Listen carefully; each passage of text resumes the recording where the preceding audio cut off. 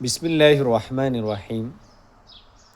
হজরত ইবনে আব্বাস রাদিয়াল্লাহু আনহু হইতে বর্ণিত, তিনি বলেন, রাসূল সাল্লাল্লাহু আলাইহি ওয়াসাল্লাম বলেছেন, নিশ্চয়ই আল্লাহ তাআলা মদ পান করা, জুয়া খেলা এবং দাবা খেলাকে হারাম ও অবৈধ করেছেন। হাদিস মিশকাত শরীফ 4500 নম্বর হাদিস। প্রিয় বন্ধু, বর্তমান জুয়া এমনইভাবে ছড়ায় গেছে যে প্রায় ঘরে ঘরে, হাতে হাতে, পকেটে পকেটে জুয়ার মেশিন। ছেলেরা তো খেলতেইছে, সেই সাথে মেয়েরা পর্যন্ত এই জুয়া খেলা খেলে। নাউজুবিল্লাহ। তাহলে আমাদের ছেলে সন্তানের কি অবস্থাটা হবে?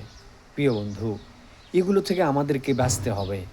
এগুলো এমনইভাবে ছড়ায় গেছে যে সমাজটা ধ্বংসের দিকে চলে যাবে।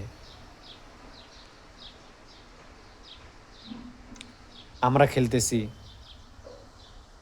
আমাদের ছেলে সন্তানরা এর দেখাদেখি খেলবে। আল্লাহ পাক আমাদেরকে বাঁচার তৌফিক দান করুক, জুয়াসহ সমস্ত গুনাহ থেকে বাঁচার তৌফিক দান করুক।